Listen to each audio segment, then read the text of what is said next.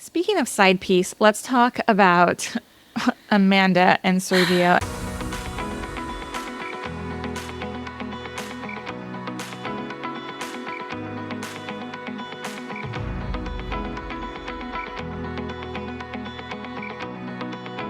Welcome to Girls Gone Hallmark, a Hallmark review podcast. I'm Megan, and I'm a longtime Hallmark fan. I'm Wendy. I'm a former Hallmark hater. Today, we're discussing Chicken Sisters, Episode 6. I Choose to Be Happy, y'all, streaming exclusively on the Hallmark Plus platform. Hey, we'd love to be your friend when the podcast is over. Check in with us.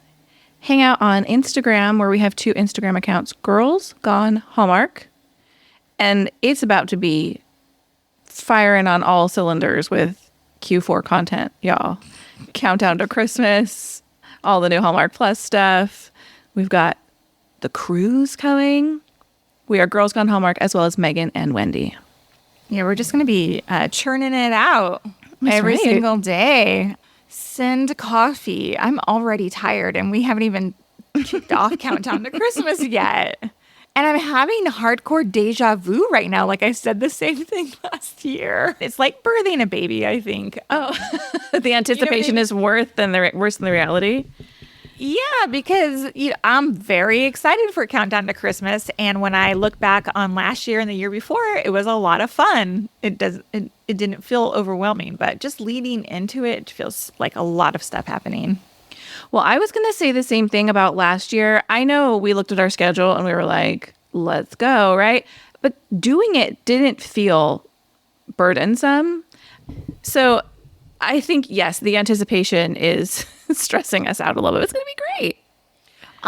It's going to be great. The problem for me, though, is Hallmark Plus, to be quite... Oh, mm-hmm. Why are we dropping groomsmen days before Countdown to Christmas starts? Yeah, that's an interesting choice.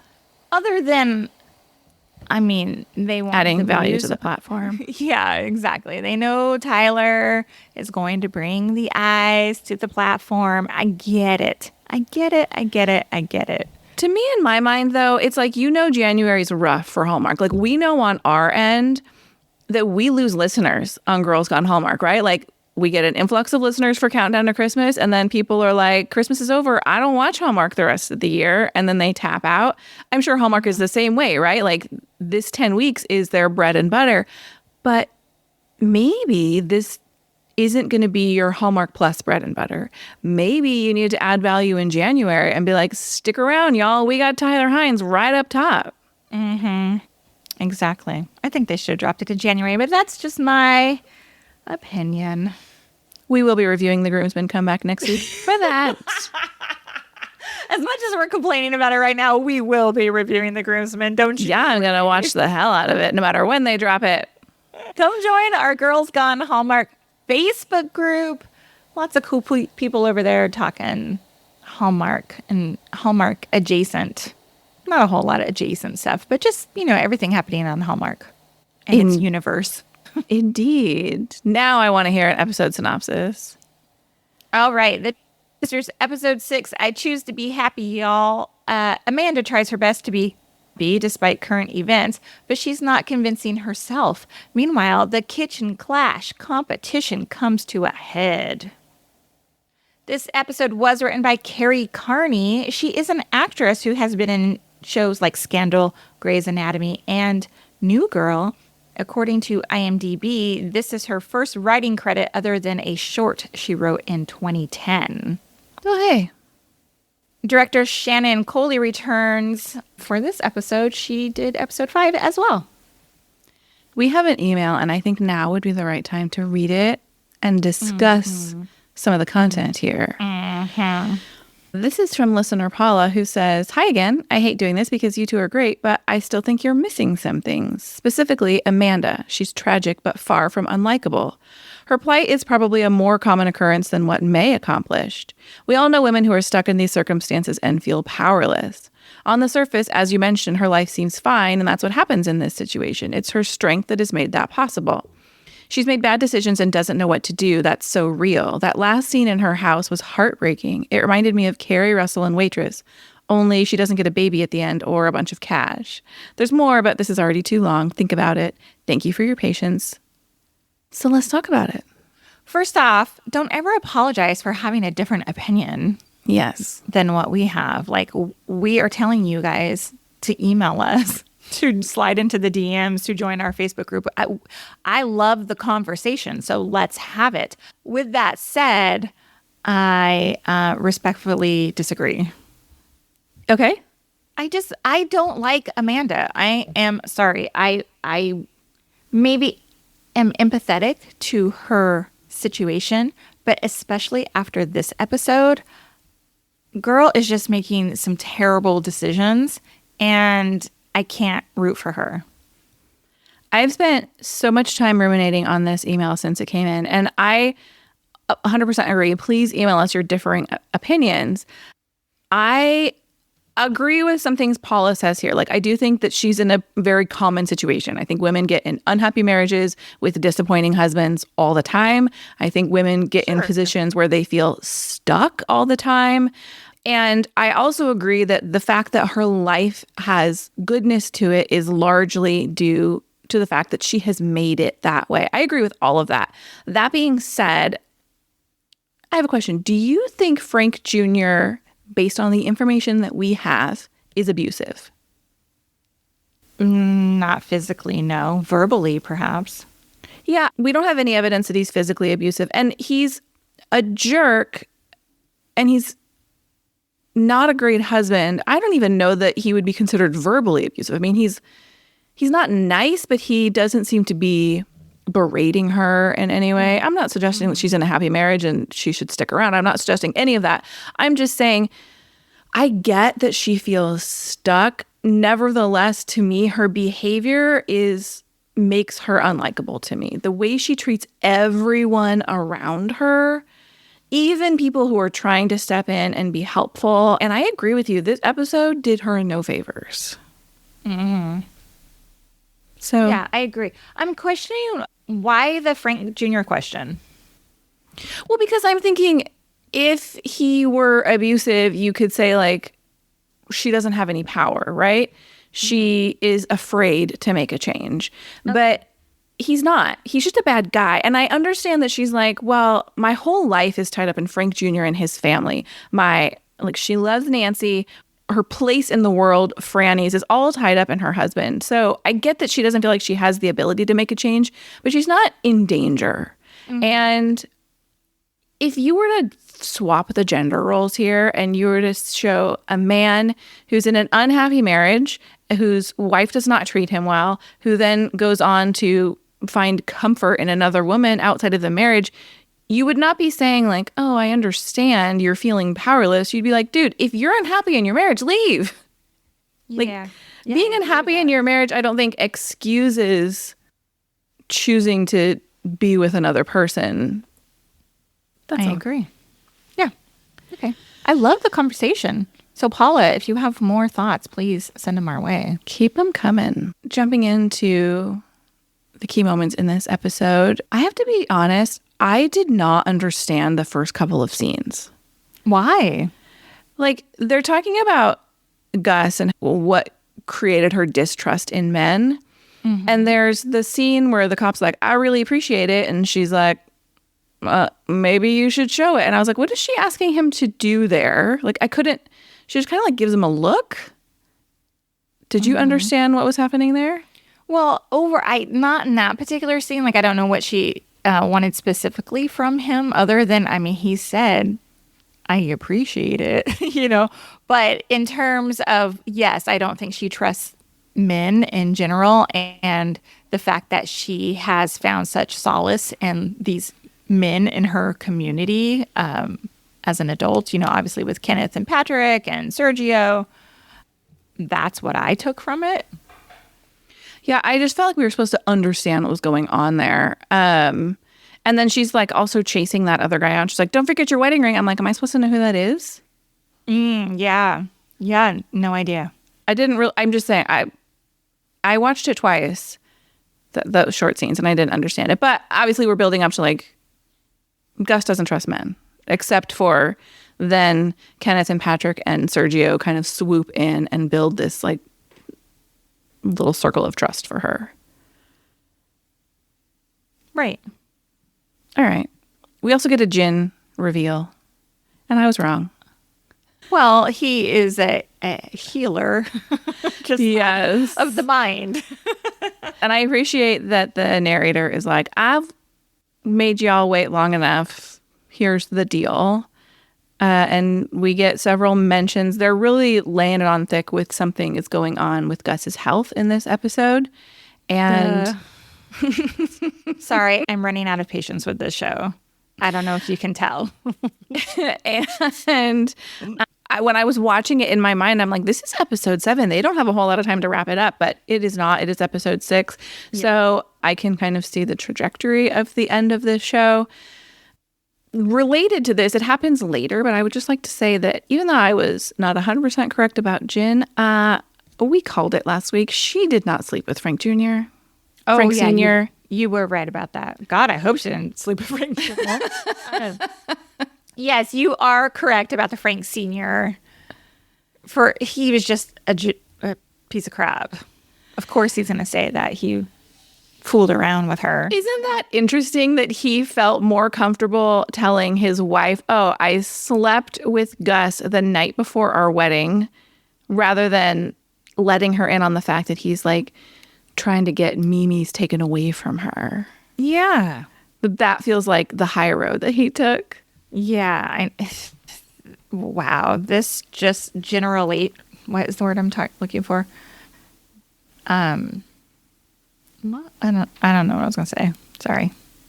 No, that's okay. Here's my thoughts about Jen, first of all. And not May's health, and Gus's health. It has taken way too long to get to this. Like, they set this up in episode 1. Like, it doesn't need to be this big secret. It is not salacious by any means. Perhaps where they're from, it might be, this whole town, these whole families, I feel like it's built on secrets, right? So, like, they don't want to show Gus actually receiving help from a man. It's just like, let's just get there. Like, I think the storytelling is far more interesting to talk about the stuff that Gus is going through, other than like alluding to her having some affair when he is just a doctor of medicine. Yeah, I fully agree that I would rather be like dealing with the actual issues and the aftermath. When she was like, oh, can you imagine what would happen if I came into your office? I'm like, what are people going to say? To me, have you ever heard like stories of nurses who are like, oh, we know if a farmer comes into the emergency room, it's because he's like lost an arm. Like, they don't come in if they're coming in, it's like a big freaking deal. And so I'm wondering if it's like the same situation. Like, the town sees Gus seeking this alternative medical treatment. Maybe they're like, oh, something really bad must be going on with her, and it reveals more than she wants to. I don't know. I think like you said, they started teasing this too early. Like, they were teasing it in episode 1, and I do think it was perhaps let go on too long. They could have added this in 3 episodes ago and maybe given us some teasers there. Exactly. And I don't think, obviously, because I know you told me what her health situation is from the book. Do you think that is going to be her health situation in the show? I think it definitely seems like they're hinting. The hints they have dropped have led me to believe that could be true. Yes. Okay. All right. It could be something else, though. It's all pretty vague. She's like rubbing her hands and stumbling and dealing with muscle aches. We have Frank Jr. continuing on his dude bro journey. Oh, my goodness. I cannot tell you the rage I feel when he's listening to his like Man Kingdom podcast. Hard. Hard. What's funny is the guy called it an app. But I was like, why didn't he say I have a podcast? Like, be a beta tester of my app. But basically the app is just like these verbal affirmations. Anyway. Yeah, that's interesting. I didn't put that together, but you're right. Let's call it what it is. Yeah. I mean, maybe they're like, we don't want to be the Hallmark Joe Rogan, but I was just going to say Joe Rogan. That's funny. Yeah, I mean, Frank Jr., he doesn't need affirmations to be any worse than he probably is already. And I mean, we'll just talk about it at the end when he makes his phone call about calling the health department or whatever on Mimi's.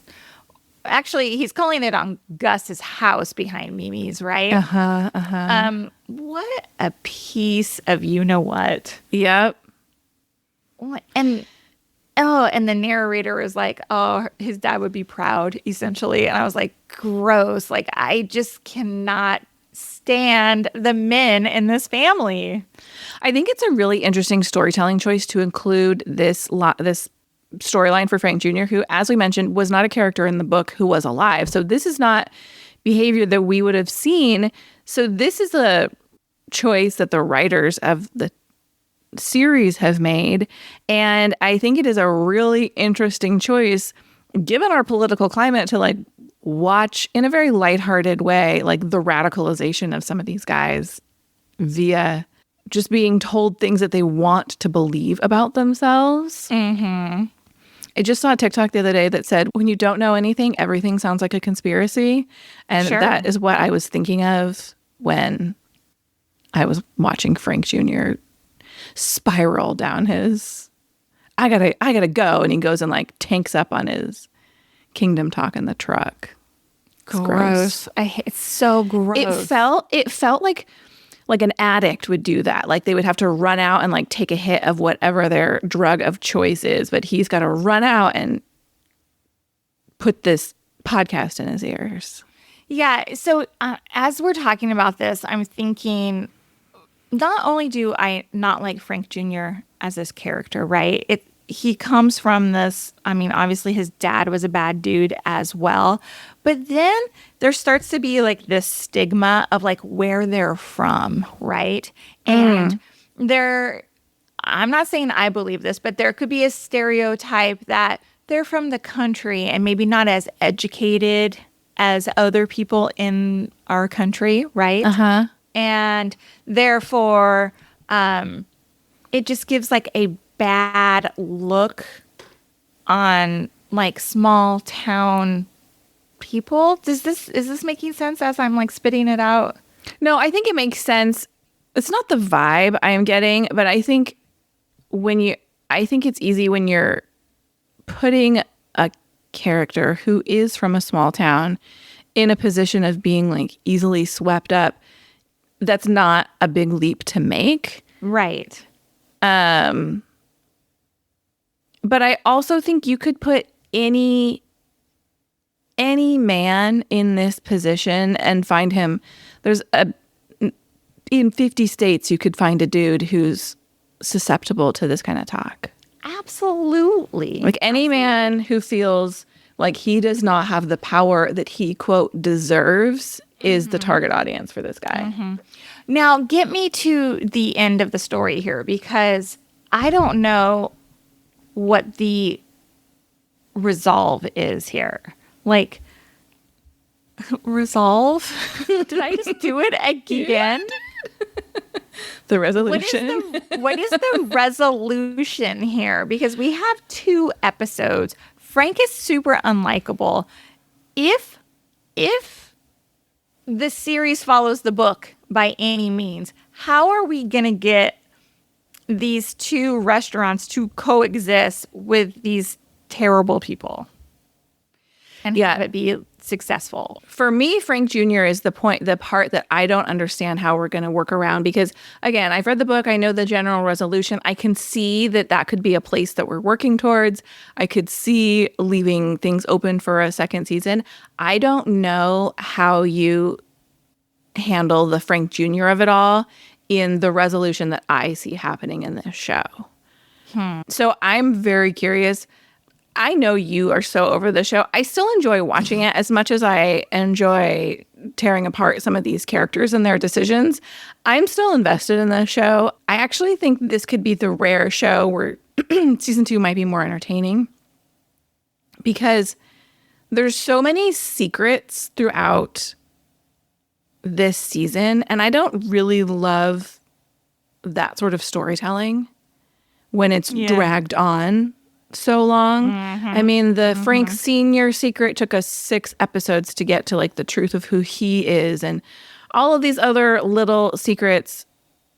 It's not my favorite, but I'm very curious to see where the wrap up goes here, because Frank Jr. to me is the outlier. Like, I can really see everybody else in this town finding a way to coexist, but Frank Jr. is the nail in the tire, and I don't know where's he going to go? How are you going to handle that? Yeah, I don't know. Nancy was so gross in this episode too, because she did very briefly say, like, she questioned him on why he got the vasectomy and talked about like children are a blessing, and he's such a jerk and throws it right back at her. And why did you only have one? As if he couldn't think of a single possible reason why his mother only had one child. But she's like, oh, the women of Kitchen Clash need some eye candy. And I thought, Nancy, gross. I know. Stop making excuses for your son. I'm telling you, I feel like some of these characters are so lean into stereotypes, and I just don't like it. Yeah, she's a real enabler. It is really frustrating to watch. I would like to speak about the whole Kitchen Clash competition. The side dish competition. I actually enjoyed that part of it. I wish they had more of that stuff in this show, actually, because that is the whole point, is that they're there for a competition, right? Yeah. But I did enjoy it. I did enjoy that Frank's, kind of head exploded a little bit because he wasn't able to make his recipe as planned. And I was not surprised by any means that him and Sergio got into a fight at the end. No. Actually was a little surprised by that in terms of it being on Hallmark. Like a fight like that. But I'm not surprised by any of it because Frank is Frank. Yeah. All of the Frank Jr. moments did not surprise me in that. I will say, I actually think it's kind of dumb that they're creating brand new side dishes that they've never made before. This is not a chef competition. This is a battle of the 2 restaurants. Yeah. And it doesn't seem to me to be in the spirit of the competition to judge which restaurant is best if they're like, hey, you 2 guys that work here, come up with brand new stuff.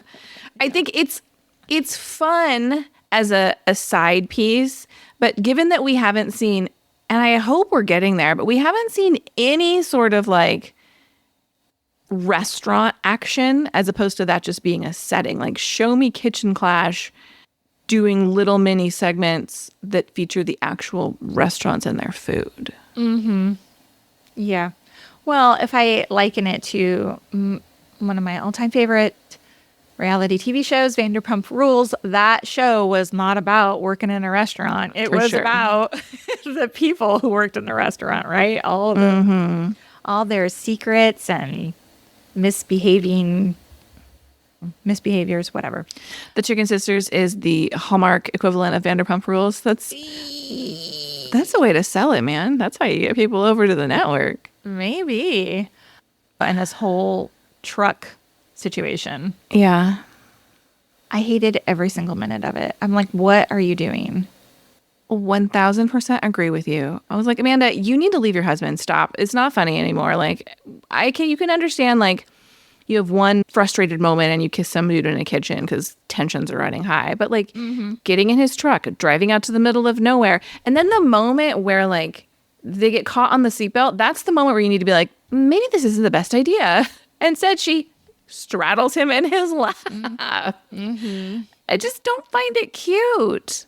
No, sometimes when you watch movies or shows, and we've talked about this before, I'm not going to clutch my pearls at this kind of stuff. Like, typically, I like as a viewer when there's something salacious happening, it makes it for good TV. This is just wrong in so many ways.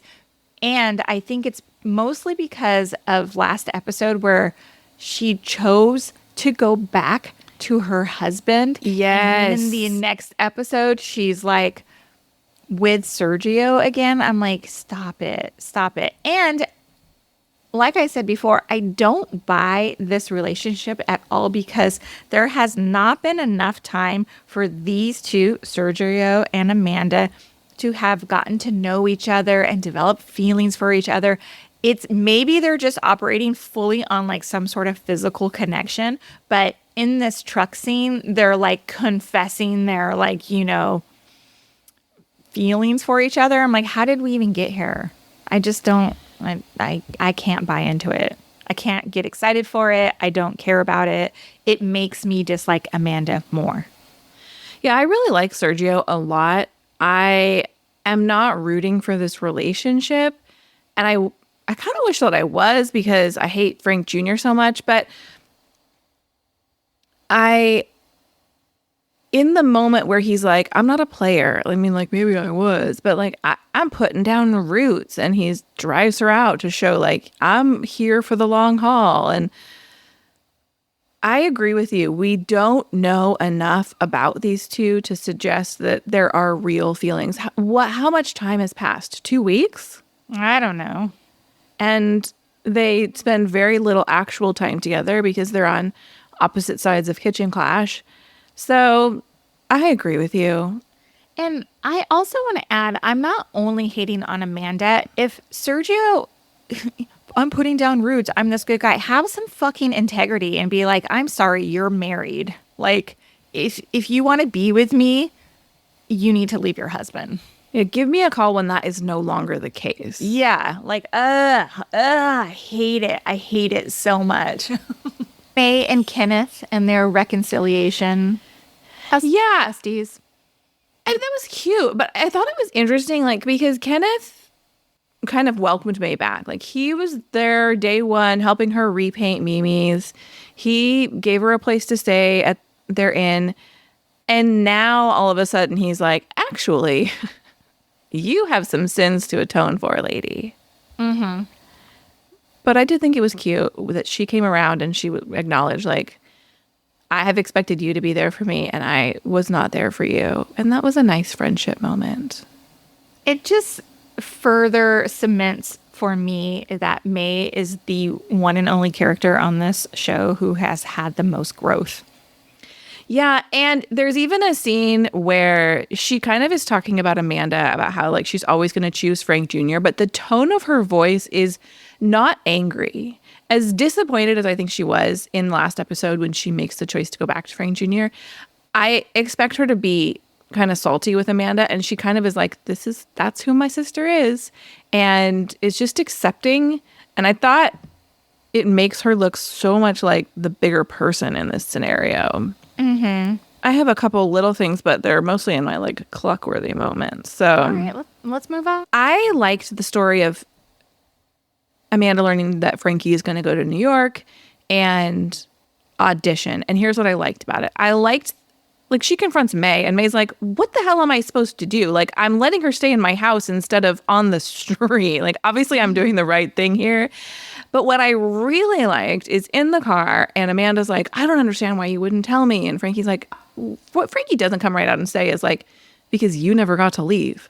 You're stuck here, and I might get out, and I feel guilty about that. But Amanda's like, I will love you forever, and unconditional love is a thing. And Frankie's like, how the hell am I supposed to know that? Look at our family. You and mom don't have a relationship. You and your sister don't have a relationship. Why would I be led to believe that I'm the change in this family? Like, Yeah, totally. That's such a good point. So I loved that. Yeah, I loved, well, kind of rewinding a little bit. Sabrina and Lindsay have this like nice moment, right? Yes. And Sabrina tells Amanda, oh, we had this like nice moment together. And that is the vehicle of how Amanda ends up finding out about Frankie's plans to go to New York. Mm-hmm. I just thought that was nicely done. other than, Amanda finding out some other way. But I just thought it was well done. Yeah, I liked how she's like, "You're producing me," and Sabrina's like, "No, but I wish I was." Speaking of Lindsay, I like that she had that fun moment of like showing her producing instinct. Like you see her off camera and you almost think she's like looking down her nose at like the puns her mom's making. And when in fact she's like, how can we make it better? And I like seeing that relationship have growth and Lindsay having a moment of coming into her own a little bit. Although the moment before that, I did laugh out loud when she's watching TV and she's like, I can't with this channels thing. And then Sabrina said something about Riz and I just died. Oh my God. Yeah. Because I laughed really hard because we had literally the same conversation in our house this weekend. My husband was using the word Riz and my daughter was like, stop that. Stop it right now. And then, of course, he thought, like, really leaned into, like, the dad joke and, like, kept doing it. And I was like, okay, now it's not funny. But, I thought May gave a great performance when she's tearing up over Jay, when she's having her moment in bed looking at those photos. And I was very convinced with her cry scene and her deep breath through that moment. So that's funny that you mentioned that because like I thought that was good too, but then the whole deep breath thing, I thought like she was putting her armor back up again. Like she can't show any sort of like, that's what she's had to do her entire life is like not show emotion on things. So yeah, I mean, it just gives us a deeper side of who May is. And finally, Nancy's Paula Poundstone reference, as if that is the most recent comedic performance she can pull from memory, made me laugh. Poundstone is a little controversial too, right? Oh, is she? I don't know. I thought hold on a second. Paula Poundstone was found guilty of felony child endangerment and charged with 3 counts of lewd acts upon a child younger than 14. Oh, no. All right. Well, not funny anymore. Yeah, kind of weird that it's like almost putting like a Diddy joke in like a Hallmark show. Like it just feels, did somebody do any due diligence here? You know what I mean? Things you learn on Girls Gone Hallmark. I know. Do you have any more Cluckworthy moments? No, that's it. Cool. Who's your feathered friend of the week? It continues May from last week. I know. Why is she the best person on this show? Well, now that I'm thinking about it, and I know I asked you this before, I was like, was she the main character in the book? And you said no. But if you also look at the image, the poster or whatever for Hallmark, she's like the center star. Oh, you know what I mean? Yeah. So I wonder if there is a direction to make it more about. Yeah, she's in front of Amanda in that image. Interesting. All right, y'all. There are 2 more episodes of Chicken Sisters. Unfortunately for Wendy, we will be reviewing and recapping both of them here on Girls Gone Hallmark for the next 2 Wednesdays. So make sure to come back for that. As always, if you have differing opinions, please email us, girlsgonehallmark@gmail.com. And we would love for you to take a quick minute if you enjoyed this podcast and leave a quick rating and review in the Apple Podcast app or leave us a comment on Spotify. We'll see you next time. Goodbye.